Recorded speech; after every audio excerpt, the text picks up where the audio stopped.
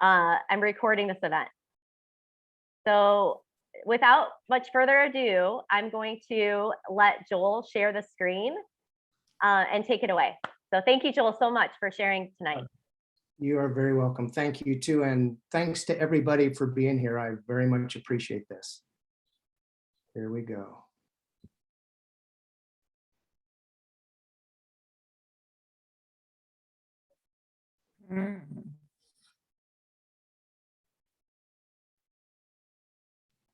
All right, so I'll go ahead and get started. So thank you, Stephanie, for inviting me to be part of this tonight. I very much appreciate that. I'm going to talk about two different pathways, two different avenues that I'm traveling down in this particular presentation, and I will do my best to weave those together for you. So the first one is I would like to tell you about a project that I'm working on now. It's very, very different from anything I have ever done. I'm pretty consistently outside of my comfort zone in it, but I'm told that that's a good thing. So we'll see. And the other path is that I would like to give you some context of my life. I would like to give you something that you can set this current project within, so that what I'm doing now makes sense within the greater fabric of my life, if you will. So those are the two pathways. So let's go ahead and get started. And I'm a little bit nervous, so I will slow down in just a bit. Wait a minute. Gotta do this. There we are. There we are.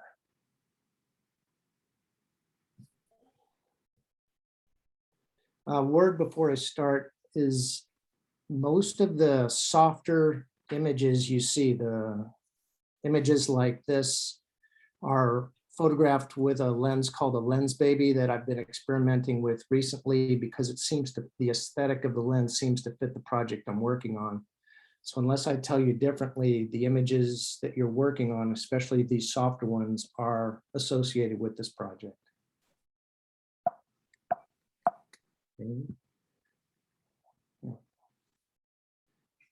So I'm not going to read much to you tonight, but there are probably two things I would like to, and this is the first of the two. This is a poem that I like a lot from T.S. Eliot's Little Gidding, and it frames the conversation. And as you're reading, I'll read also, and it just says, "We shall not cease from our exploration. At the end of our exploring will be to arrive where we started and know the place for the first time." And I'm using this in this presentation because it encapsulates what I feel like I'm doing, that I am exploring. And because my project takes me back to my childhood, it does bring me back to where I started. And I am learning things about that beginning that I didn't know before. I'm going to begin by talking about my project a little bit. So this project is entitled tentatively Disappeared. It relates to my mother, who passed away when I was quite young, and to the effects on my life from that early passing. And what I'm going to try and do is, in this project, is photograph things I can't see. So normally we use a camera to photograph things we can see. And of course, you can see the scene in front of you, but what I'm trying to get at are these memories, these emotions that are not making pictures in my mind. So this is a challenge. And here are a few that are relating to this approach of photographing. I'm trying to photograph, just a quick word, I'm trying to photograph what psychologists call implicit memories. And very quickly, explicit memories are memories that make pictures in your mind. So it might be you remembering what you ate last night, or you might remember that you left your keys in your car. That's all explicit memory. Implicit memories are usually older. They can be the kind of memories that allow you to remember how to ride a bicycle or drive a car, for example. But also people who have experienced trauma, significant and horrible events, tend to take those memories and tuck them way down inside, and they become implicit, which means that they get They stay out of sight and out of mind unless they're triggered by a person or events. So these images are me talking about my feelings about my mother.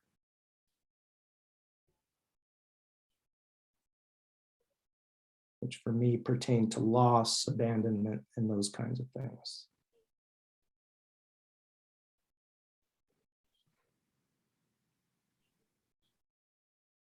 And if I go too fast, just please say something and I'll slow down. So this is my mom. This is my mother. In this photograph, she's 20 years old. She died from suicide. When I was 4.5, she was 26. So in this image, you're seeing her roughly 6 years before she died. I think she looks great. She's young, she's happy, she's healthy. And she went from that to a very, very different condition in only 6 years, very, very quick. Most of my life, I did not think about my mom because I lost her young, and my father didn't talk about her, grandparents didn't talk about her, aunts and uncles didn't talk about her. She was just gone. And as a little kid growing up, she was gone to me too, very, very quickly. But as I have learned later in my life, which I'll talk about in a little while, I now know that not only was she significant, and emotionally I still have very strong connections, is that her loss in some ways has it's wounded me. I don't want to go into this too deep in this particular venue, but it's wounded me. And so she is just what you see here. She is my biggest loss. She is the source of feelings I have of abandonment, which can be triggered pretty easily, as people who know me are well aware. And she's a source for me of significant trauma. These are photographs of me when I had hair. There are very few extant photographs of me with hair, but here are two. I found the one on the right just this morning as I was preparing for this presentation. And the reason I'm including this is the dates matter. So the one on the right says Joel, August 59. That's my father's writing. And August 59 is exactly 1 year before my mother killed herself. And this puts me square in the middle of the time when I would have been watching my mom, being worried about her decline. And whatever a little kid does with those kinds of feelings and thoughts, that's what I was very, very busy doing. So while I was told by my father later, I was too young to remember, I know for a fact through my own experience, with all due respect to my dad, I remembered plenty, and I still remember plenty. It's just encoded as feelings. And so you're looking at about a 3.5-year-old boy who's very attached to his mom and is literally paying attention as much as he can to her every move. This is a photograph of my father and my sister. My father passed in 2009, and my sister, thankfully, is still with me, and she's here tonight. So Judy, thank you for coming. I really appreciate it. So the thing about my dad is that he was an artist. He was not particularly trained. He went to art school for 1 year and dropped out. College just wasn't his thing, but my entire life he painted, he sculpted, he drew. He was amazingly talented. And when he died, I wasn't really expecting any problems. He and I got along well, especially toward the end of his life, we got along well. And I was expecting that I was ready for his death. And when he passed, something happened that I didn't expect, which is that literally at the graveside, when all the ceremony was done, the casket had been lowered into the ground and the crew was starting to finish up what they need to do. I don't know if this is going to make sense to you or not, but I disappeared. That's what it felt like physically, is that I just evaporated. It was like other people could see me, Like the people who were getting ready to go to a family dinner and honor my father, they could all see me and I could respond to their questions, but my body was like gone. I felt like people could just see straight through me if they tried. It's like I was invisible. And so part of the title of this project, Disappeared, refers to my mother's disappearance, but it also refers to mine. These two stories are connected. So I very quickly went into a big depression, and there were waves to it over time, but I stayed in it for 6 full years, 6 full years. And there were times during that depression where things seemed a little bit brighter, maybe, but I could never quite break out of it. It was quite the experience. And one thing I will mention about that depression is it had 2 positive influences, one photographically and another one personally. So photographically, the depression, I'm hoping that none of you have experienced it, but if you have, you know it shrinks your world way down. And when my world was shrunk way, way, way down, I couldn't even get off the couch very much. And so I started photographing my toes in the sunlight. I photographed sunlight on the walls. And during that period, I came to be able to see light in ways that I'd never noticed it before. And I still hold on to that. I'm not trying to inflate myself here, but I can see light. I feel like I can see light really well. Maybe it is communicated through my images. Maybe there are images where it's not, but I've never lost that moment. The other thing that happened for me personally is because the depression went so deep and lasted so long, I came to what I felt was an understanding, even if it's imperfect, of why my mother took the action she did. I came to understand how an emotional pain could become so great and so burdensome that her action could come across as a reasonable option. Obviously, I didn't follow that option, but I absolutely came viscerally to understand how it becomes a viable option. And unfortunately, it's not one I followed. During this period of depression, I decided I needed to see if I could work again because I was pretty non-functional, to say the least. And I went to a local museum that I'd been to before I was in the Tampa area, a place called the Florida Museum of Photographic Arts. It is an absolutely, I believe, stunning photographic fine art museum located in downtown Tampa. I went there and asked if they needed any help, maybe with an educational program. I had a background as a teacher, although the depression had made it where I didn't think I would ever be able to teach again. I just thought that was gone. I was brought on as a docent, and I began learning about various artists, Andy Warhol, Dianora Nicolini, others.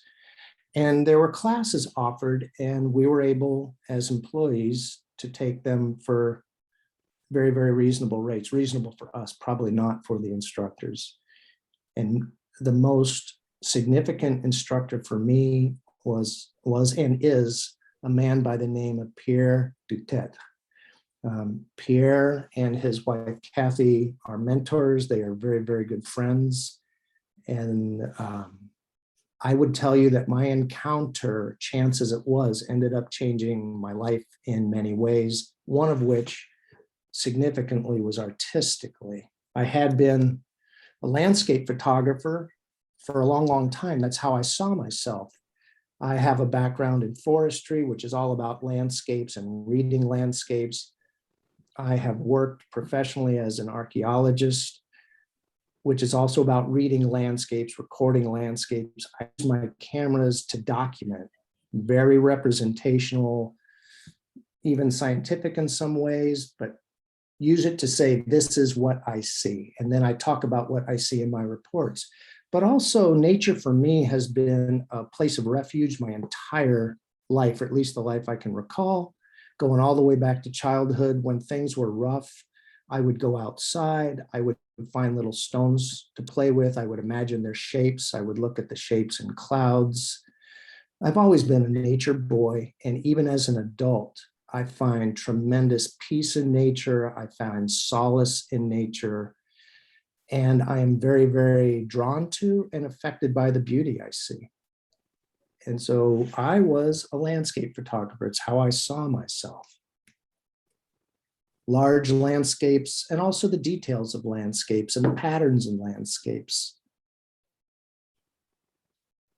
And as you will notice, these images, where I can, are sharp from corner to corner. And I say that because what I'm doing now in my project is very, very different aesthetically. This I now know is an aesthetic, goes quite a long ways back in photography, right? Daguerreotypes were famous for their clarity. The F64 group in the 20th century was famous for its emphasis on clarity. But you also have simultaneously a softer image tradition. Julia Margaret Cameron earlier, and certainly the pictorialists, and even today we have pictorialists. So here I'm following not a pictorialist style. I hadn't even thought of it, to be honest with you. Once in a while, I like to photograph wildlife. This one was very, very scary. I've never seen a chick this big in my life, but you know, there it was. And I will tell you all, yes, I share. When I was at the museum, I took several classes, and one of them taught by Pierre was called Focus on Your Talent. The idea was that you discuss your images and identify where your particular strength lies, and over time, photograph toward that strength and let that natural strength blossom and become an even greater strength. I entered this thinking I'm a landscape photographer, but without going into too much detail, I will simply say that Pierre had other ideas. And under his guidance, I began photographing something I never had photographed before. In fact, I didn't even know what it was initially, and those were abstractions. Here are some of the images that I produced once I got into photographing abstractions. Notice I still have a strong connection to nature, and I'm absolutely loving design. I'm loving texture, and I'm paying attention to color. At this point, I know nothing about color wheels. I'm just attracted to color.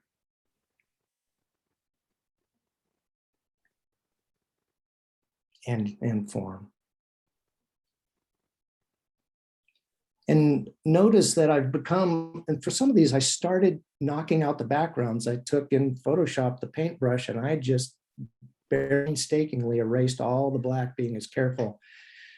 Because for me, there's something about when I'm focusing on something, if I'm sitting with somebody over a cup of coffee, I tend to focus very completely on them. I can block out everything else. And when I look at situations, whether they're photographic situations, human situations, I don't want the distractions. And so my photographs started moving toward a no distraction aesthetic, not because I'd seen it anywhere, I just fell into it. After photographing what you might call pure abstractions, although I realize technically that's not exactly what they are, I also returned to photographing flowers, but this time I was treating flowers both as flowers and as abstractions. I was knocking out the backgrounds and working with their form. Primarily, this is about form and color more than it's about a tulip.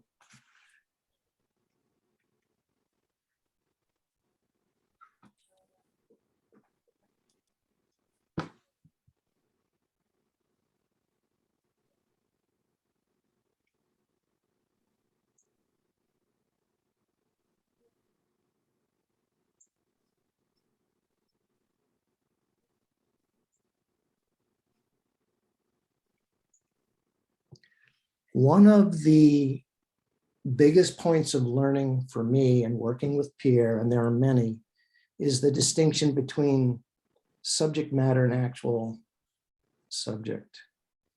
The way that I understand it is that subject matter is what's in front of your camera. It's what your eye sees. It is that tree, that person that you're creating a portrait of, that sporting event that you're seeking to capture in the most dramatic way possible. That's subject matter.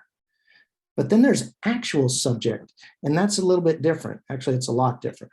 So actual subject has more to do with what's inside of you psychologically. What is it that you are drawn to in these other subjects that you're photographing? For example, if you're photographed, let's say that you're a portrait photographer, you've got a family in front of you. Okay, so you're photographing them, you're paying attention to your lighting, you're paying attention to the poses. But why are you even bothering to be a portrait photographer in the first place? What is it about people? What is it about groupings? What is it about connection? What is it about affection or love or those kinds of things that are pulling on your heartstrings? Those things pulling on your heartstrings are what I call actual subject. And because they come from deep down inside, I'm referring to them here as that which your subconscious sees. It's a psychological level that's deeper than what your camera sees. One of the things I learned with Pierre, and it took me a long time to understand this, I didn't just have him say, this is this, and I go, oh yeah, of course. No, this took me like a year to 18 months to truly get this. This was a long process because I can be pretty resistant to new information. I hate to admit it, especially in a recorded session, but it's true. And I didn't buy it at first. I didn't buy it for a long time, but there came a point. In fact, I was at a cousin's house in Los Angeles. I'd walk down the street, I was photographing a flower. And during that process of photographing, I just, for some reason, asked myself, so why am I photographing this flower? It's beautiful. I love the red color. There's all of that. It's got a great form, but why? And I just somehow got that I'm photographing this flower because it makes me feel good inside. Well, why does it make me feel good inside? Because it makes me feel peaceful, makes me feel calm, makes me feel connected to the world. Well, why does that matter? And then my thought, went to, when I was growing up as a kid, there was a lot of chaos, there was a lot of uncertainty, and there was a lot of ugliness in my experience. And the flowers and other natural phenomena are like an antidote to that. They're like a salve, if you will. And so I've finally understood what Pierre was saying. And that's why I'm saying here that actual subject transcends subject matter. It goes past it. An actual subject, I would say to you, as Pierre said to me, and I agree, actual subject appears in image after image, no matter which genre you're photographing. So these themes, if you care about affection, for example, you might find that you care about it and are expressing it in some way in your wildlife photography, in your portraiture, in your lifestyle, in your street photography, in your photojournalism. It stays with you. And the reason it stays with you is because it is you. So I have a question that I would like to pose to you. I'd like you to think about it for just a moment. For you, you all, even if you're not coming here tonight as a photographer, which is fine, we all have cell phones at the very least, most of us do. And you photograph what you see or you videotape it. So for you, what is behind the scenes? If you think of what's in front of you as a play or a theater performance, so you can photograph the actors, you can photograph the performance, but for you, what's behind the scenes? What is the hidden script that you're bringing to this play, to this scene? And so I'm going to give you a few seconds or a minute just to think, for you, when you photograph, why do you care? What is pushing you along? And if you're interested, feel free to drop your comments in the chat box of this Zoom session. So I'll give you a moment to give this some serious thought, if you'd be so kind.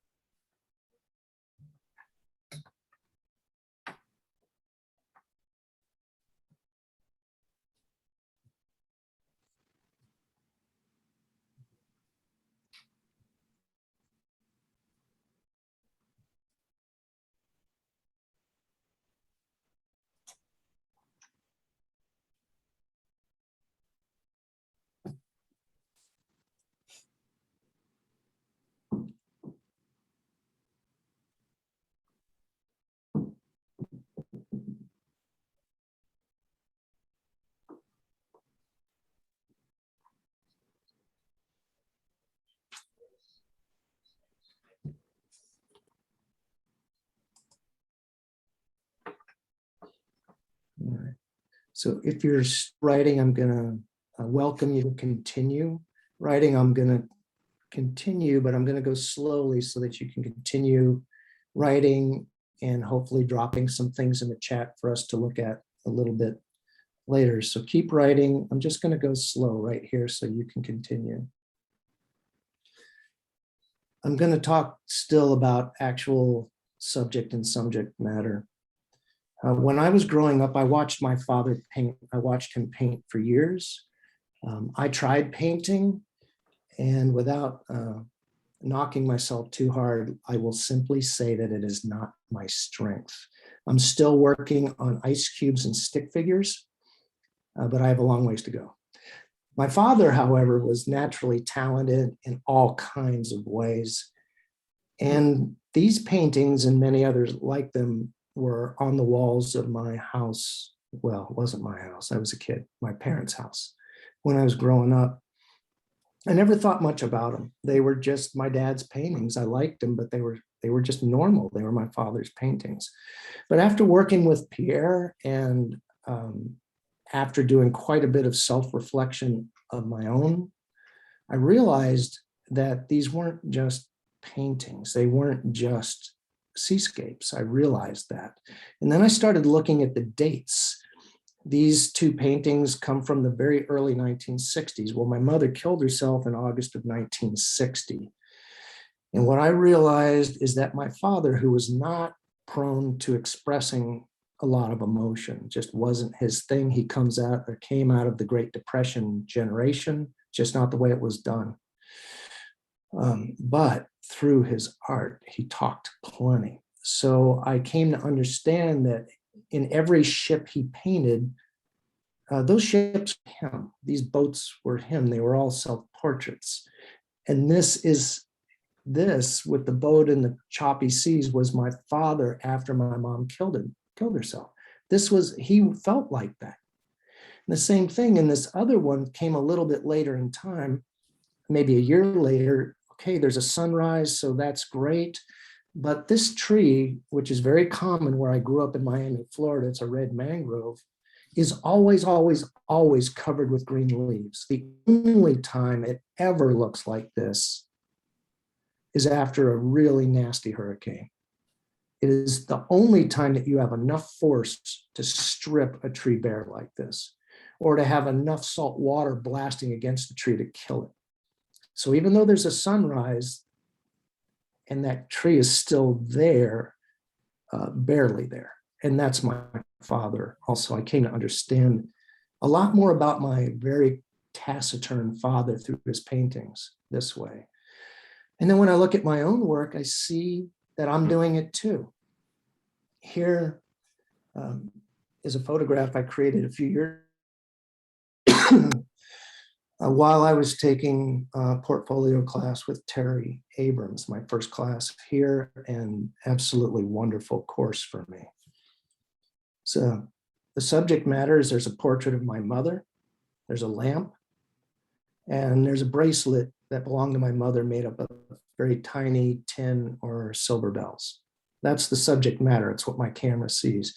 But for me, why am I photographing this? What am I bringing here? Well, my hidden script is that I miss my mom. Even though I was only 4.5 at the time, emotionally, way down inside, I miss her terribly. And I would love more than anything to see her. Like if I could go to Disney World and get one of their coolest wands, the ones with purple and green and red and yellow that go up and down, I would take that wand and wish for my mom to come back. If you could ask me, what do you want? You can have gold, jewels, fame, anything. What do you want? I'll say, I would like my mom back, please.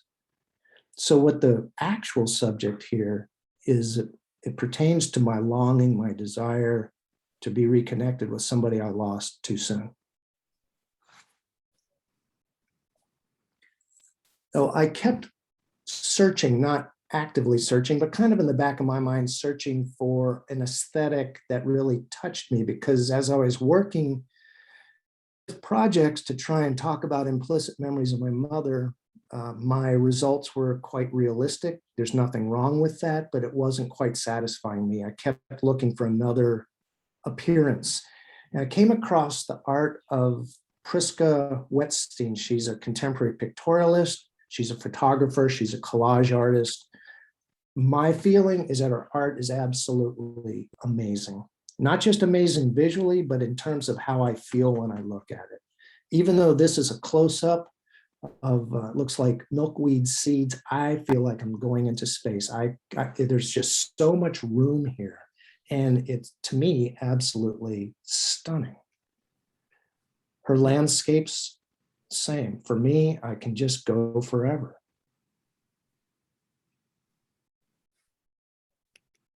So last spring, with Michael Smith, who gave me a lot of guidance, which I appreciated very much, and I still appreciate, I tried my version of what Priska does. And so here are several photographs I created in Michael's class toward that pictorialist aesthetic.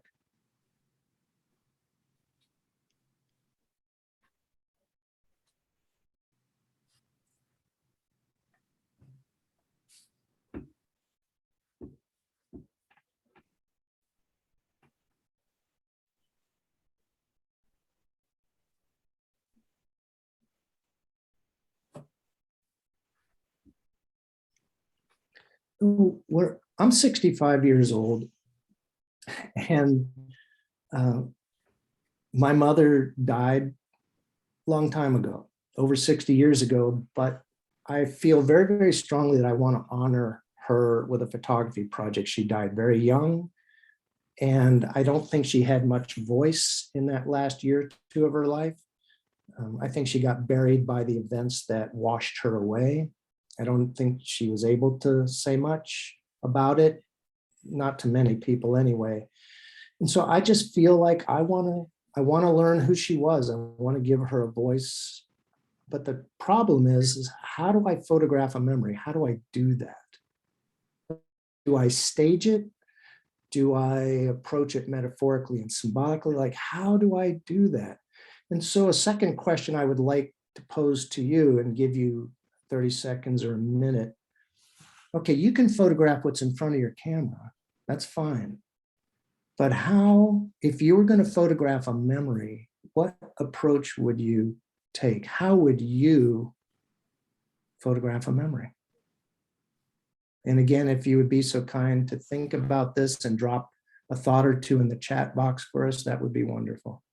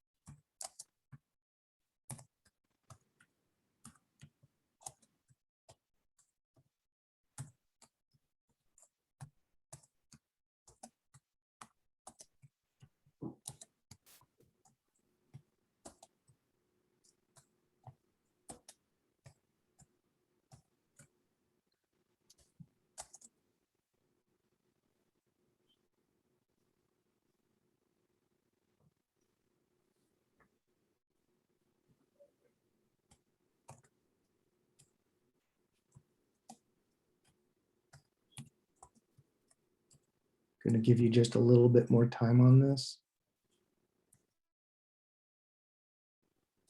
And I'll show a few more slides and wrap it up for you.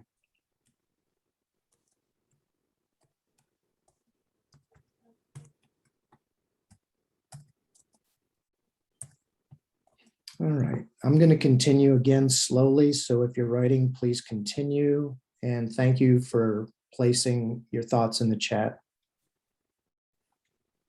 So I attempted photography projects regarding my mother and implicit memories twice. I stopped twice. This is kind of how I move through the world. I try things and then I get frustrated, or I get disappointed, or it feels too hard, or I get distracted by work and I drop it. I did that twice. The first time I tried, I was on a workshop with a photographer that I greatly respect by the name of John Paul Cafanegro. I went to his main fall workshop. He suggested that his students create a small portfolio, and it took me a while, like, okay, what am I going to do and how am I going to approach it? And at first I started in a very literal way and not in a very creative way, thinking about, oh, colored leaves represent change. Well, okay, that's fine. Not stunning, but okay. But ultimately I turned to autumn leaves as proxies, that they became people to me, that I thought of them as human beings, as representing human beings, and I photographed them in a variety of ways. So for me, this one, which I did not set up, I'm photographing leaves floating down a creek. This is how I feel a lot of the time. I feel apart from other people. I have in my life felt apart from other people. And I have, and I have felt like I'm just drifting, if you will, down the stream of life, just being carried by currents, as opposed to, I don't know, being able to make my own way in the way that I would like. Or this one,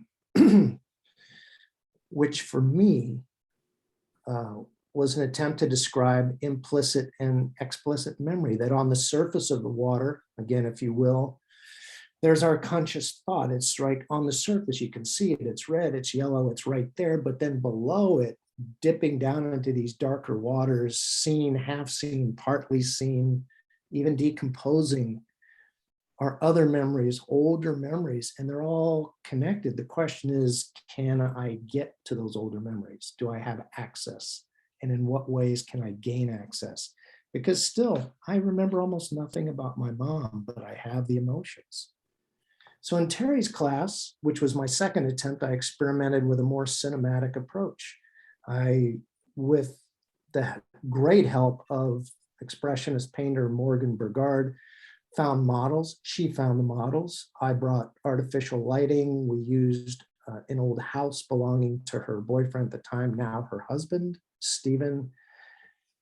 And I created images that looked like this.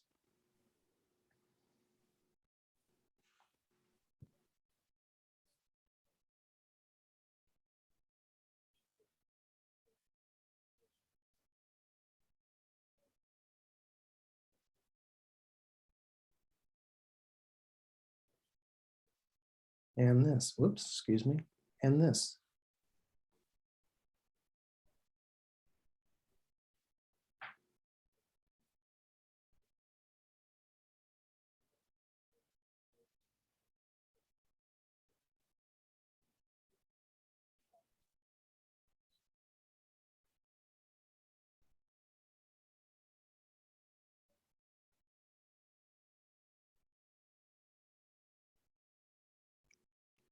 So now, to bring this home, I'm on my third effort, and it's my final effort. And it's not my final effort because I'm giving up. It's my final effort because I can tell that I'm going to finish this. I've been in school a long time, probably longer than any human being outside of Methuselah had any right to be in school. And I know what it feels like when I give up on major projects like, say, a thesis, master's thesis. And I know what it feels like when it comes time that I have finally dropped in the groove I need to complete it. I know what these things feel like inside my body. And with this project disappeared now, I know I'm on the right track. I can completely feel it. I'm working with Pierre on the photography side, and his strong recommendation is that I photograph not from my conscious, not by planning everything, but through my subconscious, reacting more to what I see emotionally, which for me is not easy because I tend to approach things, especially what I call a serious project, in a more planned and controlled way. So letting go at that level's not easy for me.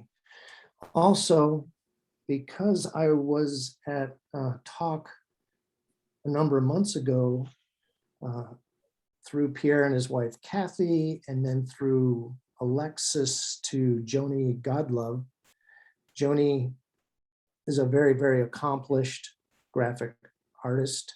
She has tremendous experience in the world of publication, and she gave a talk in which she suggested that photographers like you and I could publish, and not just blurb books, something better, higher quality, but not at the level of what I believe is an offset printed Barnes and Nobles kind of book. There's a middle ground. And I got really excited because I like to write. I write journals, I write other things. And so that conversation led both to Joni and I thinking, yes, we would love to work together. And I'm very, very, very excited. But to work with Joni and putting a book together, I actually have to write it. That's the detail. I have to write it. So I'm now working with a creative writing coach, and I write literally every single morning. And so I've been writing for a couple months, and this is some of what I've written. So I write longhand. And I do what they call free writing, which is a writing form similar to what Pierre is asking me to do photographically, where you sit without a plan and you sort of put your pen on the paper and then you just let it go. And you see what's happening and you follow it. And that's what it feels like I'm following my pen. And I can almost never predict where I'm going to go. And so I'm writing these bits, and ultimately these bits will be the foundational elements for real chapters.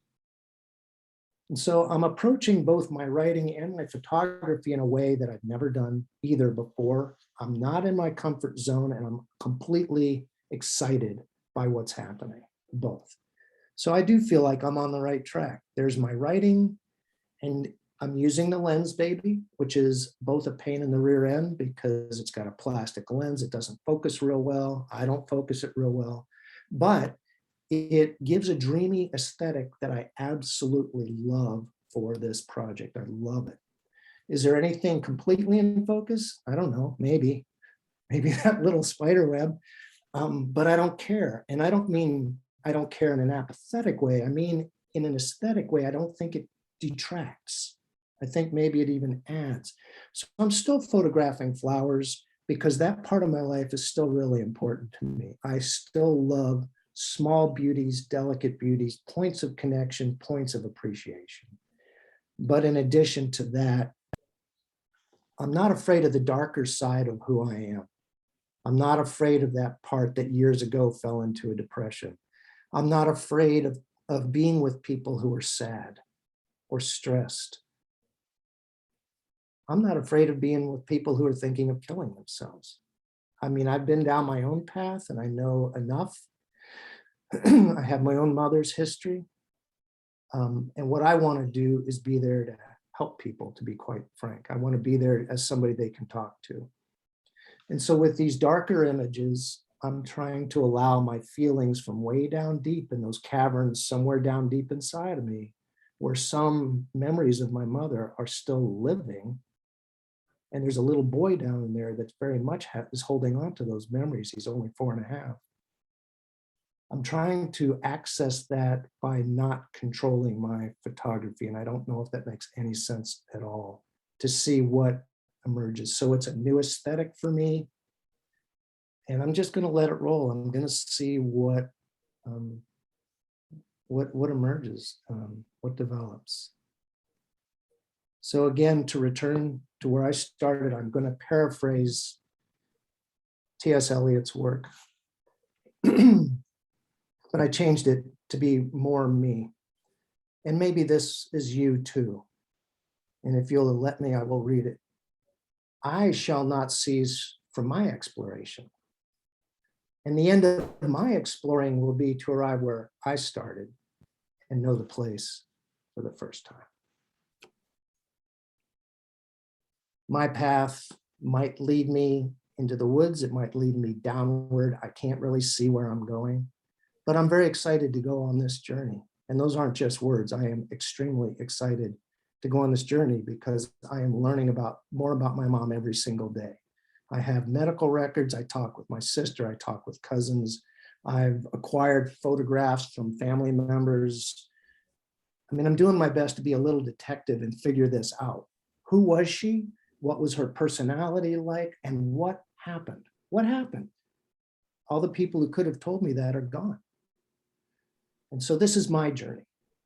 And at 65, I'm a little late to the game, but I'm this one out. I'm going to follow this project all the way to the end. And I'm hoping I can finish my initial writing by Christmas, and then however long it takes to rehash it, maybe another year, and I'll photograph as I go and put this together. So I think realistically, with book publication, fingers and toes and knees and elbows crossed, maybe 3 years total, something like that. Thank you very, very, very much for taking the time to listen through this whole thing. I hope you find something of value in it for you. Thank you all very, very much.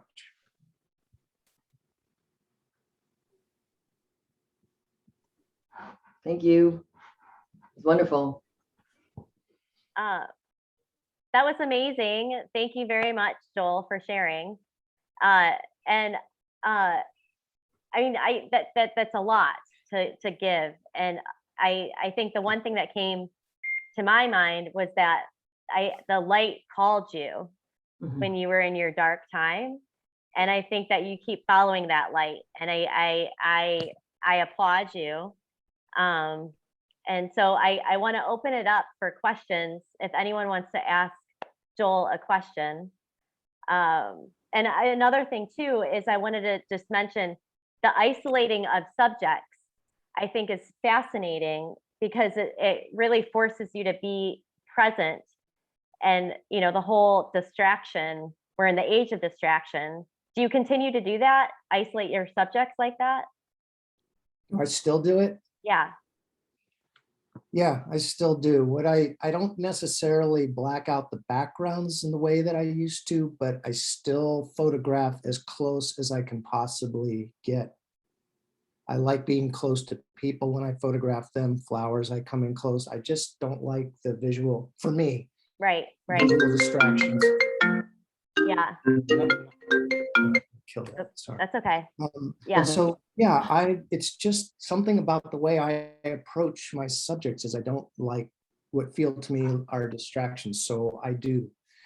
And I still will blacken out the backgrounds of some things. I still find that to be, for me, it's almost like I'm presenting things as jewelry or something as precious. Okay. That's how it feels to me. No, it's awesome. And so I want if anyone has a question and they want to ask it out loud, or they can put it in the chat. And I just wanted to say too, Susan recommended a book, and I'm going to save this chat for you, Joel, so that you can have it. Great, thank you. So yeah, does anyone have any questions? I can ask Joel a question too. Don't be shy. But I'd love to hear from you. Well, I don't much. That's probably more true. Can I ask a question, Joel? Sure. Have you taken the photo yet that you will put on the cover? I don't know. I don't think so, but I don't know.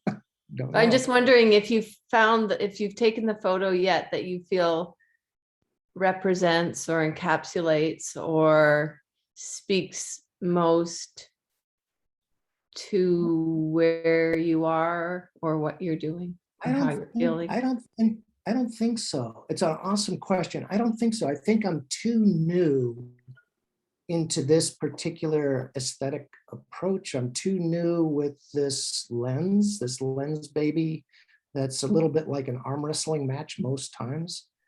I'm too new into it. I think it's going to take time for me to create enough images where I can look through them and see what, for lack of a better phrase, what speaks to me, what emerges as a strong statement. I don't think I'm there yet. It's a wonderful question, though. Thank you.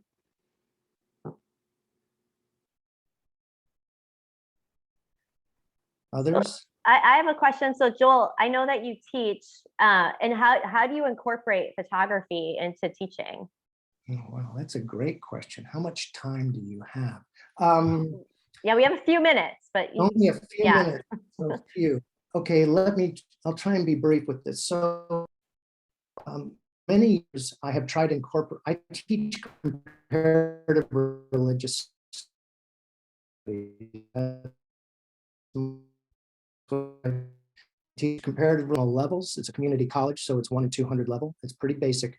And what I try and do, I used to do class-wide required art projects. The students needed to pick something of interest to them and develop an art project that was founded on a thesis statement with supporting points. So it wasn't just poster board and markers. There was more to it than that. Right. And what I do at this point is different than that. I work with students individually. Mhm. So when I work with an honors student, for example, which I am right now, this individual needs to create a project for the honors program. But what I've suggested is that that project be at least partly grounded in photography. And so we're going to work together to create a project that pertains to her social justice interests. I don't yet know what direction that's going to take. We're still developing, but it will have a strong photography component. I have another student who is not an honors student. She is somebody who struggles with ADHD Mhm. and is very worried that her grades will be too crummy to pass the course. So I've Mhm. offered her a project to give her a few extra points. Right. And so she is now photographing cell phone. She's photographing her feelings because I like to make it easy. So Mhm. please go photograph your feelings wherever you might find them. Mhm. So she is photographing metaphorically, symbolically with her phone. And then every week we meet, we discuss her images, essentially like small weekly portfolios. Mhm. It's not about critique. I'm not critiquing composition. It's more trying to encourage her to find ways to express and give voice to things that she wants to talk about but hasn't found a way to do it Right. yet. And also, I'm asking her, since she doesn't like to write because her mind is easily distracted, writing is very difficult for her. So instead, I'm asking her to use her cell phone as a video camera and Mhm. speak into it and create self-directed videos about the ADHD experience for her and what she would like to know. So Mhm. these are in essence I look at them as small art projects Cool. where Yeah. the person is being asked to express and communicate clear ideas Right. Mhm. That's with a lot of awesome. text. And that I would say that Mhm. this comes straight out of my work with Pierre, and it comes straight out of my work with the instructors at Washtenaw. And I just want to say to the instructors at this school, thank you.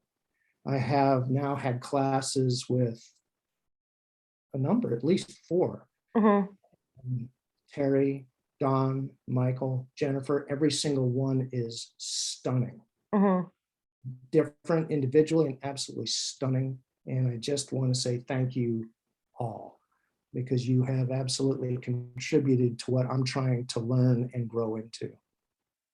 So thank you very, very much. So that's how I'm bringing it into my work. Awesome. Well, I will echo that sentiment. And we are at 8 o'clock. We'll stick around a little bit. But before we go, I just want to package this up a bit. This was a whole lot. I think we can do like a whole workshop based on Joel's work. And I think, giving credit to emotional literacy and resilience building and following your light are all themes that I think all of us can take with us in our own photographic work. And then I also wanted to share a quote with everyone that I think sums things up, because that's what we do at Inspire when we leave the night. It's a quote from Pablo Picasso, and it is art washes away from the soul the dust of everyday life. And I think that is very fitting for this evening. And so our next Inspire is October 20th with William Alexander Lanham. And so just stay tuned to find out more. And if you have, again, we'll stick around. You can have questions for Joel. But if you can't, that's okay too. And you just have a great night and stay inspired. So thank you for joining.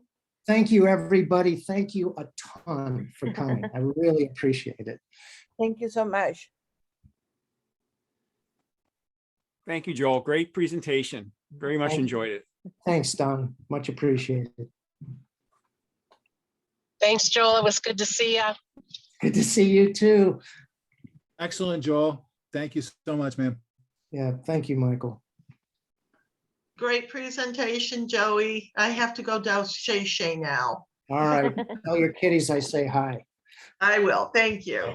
You're not muted. Hey, Joel, will you be providing updates every quarter or 6 months as to your journey?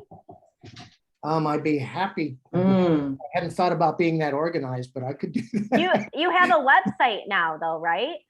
Yeah. Let's put it this way. I have a good friend who has very kindly constructed one for me that I have done absolutely nothing. Oh, that's the truth, right? That everyone has a Yeah, that's team the truth behind of it. them. Yeah, Yeah. so I'm committing to providing him with what he needs to help me be a fully electronically viable human being.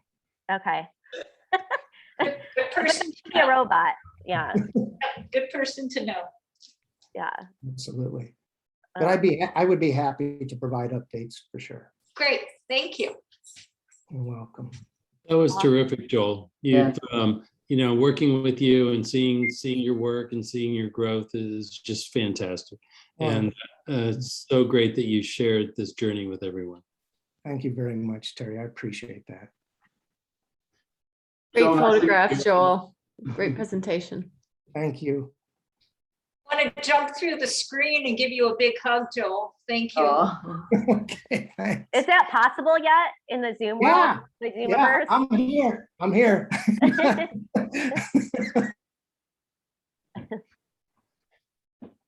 That's funny. Who's thinking, right? So Joni, you're the graphic artist? Yes. Yeah, that's awesome. Yeah, I saw your answer with the geometric, the sacred geometry and Oh, giving yeah. it into the world. Yeah, and Joel, I never really thought of it. I mean, it's nice to be reminded of what we're really trying to communicate to the world through the work, Yeah, and for me, it takes, I know it's cliche to say it takes a village, but for me, it does. There are so many people that have touched my life in small, medium, and large ways. Pierre, thank you so much for coming. My very, very, very good friend, Ellen Banta, Marianne is here, Diane Semko, Tom Miller, my cousin Ken, my cousin Laura was here, Andra is here. Every single one of you make a difference to me, Sally, all of you. I'm probably leaving a lot of people out. I don't mean to slight anybody, but you all touch me and you touch me in important ways. And that's what inspires me. It's awesome. Yeah. Good night, everybody. Good Good night. night. Hey, Take good Joel. care. Joel, I just Bye-bye. want to say hello. Thank you I'm so Alexis, and I thought your presentation was fantastic and very inspiring, and your work is just wonderful. And it was wonderful to spend some time Oh, hearing that's awesome. you talk about it. I suddenly on my other monitor where I was watching pulled up the stuff of Ralph Gibson and the Somnambulist, and I don't know that when you're thinking about photographing memories, and I've always loved the notion of sleepwalking and this whole thing of sort of like wandering through the foggy, brain space and what that does. It's just again, just thank you, and it was nice to meet you, at least this way. It's great to meet you too, Alexis. Thank you so much for being here. I appreciate it. Who did you say? Stephen Hawking? Ralph Gibson. Oh, sorry, Rob Gibson. That was not. Ralph Gibson, yeah. The book from, and I've been looking for it on eBay because it's like $20,000. It's really hard to find. But it's the Somnambulist. Okay. Just the notion of sleepwalking. I've always, Oh, nice. it's always driven some of what I look and see, and it's this kind of dreamy, weird space. So it's a cool place that's inspired me at times. But it was wonderful to see the just broad spectrum of yours, Joel. So Thank you so much. I wonder, could I ask Joel a question? Yeah, Leah, Sure. go ahead. Mhm. Okay. Hi, Joel. I don't know you, but I really appreciated your presentation tonight. Thanks. You, in your journey and the depression that you experienced yourself, and in obviously your mother's situation, which was, she must have felt some depression also and despair. You said kind of toward the end that you feel comfortable sitting with people and being with people who are going through whatever. And that's part of what you have derived from this. And I wondered if you could share what you think you would have appreciated. I just, if, you know, I mean, I know that's a big question, and there are different ways to answer that, but I would just appreciate what you might say to that. Well, let me, that's a wonderful question. Let me give it a try, and I will be as honest as I can possibly be. And I say it that way because these topics aren't always easy, right? Being emotionally honest at this level is not that simple. It's one thing to talk one-on-one with somebody over a cup of coffee. It's another thing to be on a Zoom session with 60 people and say this stuff. It doesn't have to be personal. If you want to make it general, that's fine too. Right. No, I think it's a great question. So here's what I'd say. I guess if I can time travel back to that very, very young me, at the time my mother was sick. Now, I don't remember that. I can't say that nobody ever told me anything because I don't have the memories, but my guess, knowing my family, is that that probably didn't happen. And I think I would have wished that somebody or a couple somebodies would have been a little more forthright with me about what was going on, and maybe told me at a little kid's level, but give me some clues. And give me some clues. And then after she passed, it's unlikely that my father was giving hugs because that's just not his generation. You know, it's the John Wayne generation. And so if I could, what would I like? If I could, again, be in my time machine, I would like some hugs from my dad. I would like some reassurance that everything is going to be okay. I would like for my family members, as I grew older, in my, I'm 8 years old or 10, be honest with me. But not just honest in that, oh, your mother committed suicide, but also tell me who she was. Don't make this whole thing a giant mystery, because it feels like I'm trying to solve a murder mystery, like I'm a detective of some kind. You know, why does it have to be this hard? Like, why didn't you tell me and my sister what her personality was like, whether it was great in this way or not so great in that way? That's all fine. But just tell me who she was. You know, she was my mom. Or so what do I wish I had? I wish I would have had more forthrightness on the part of my family. I'm sure they had their reasons, but that's what I would have wished for. I would have wished that my father would have kept more material possessions from my mom. I think it'd be really great to own a blouse or a dress from her, just something to hang in the closet.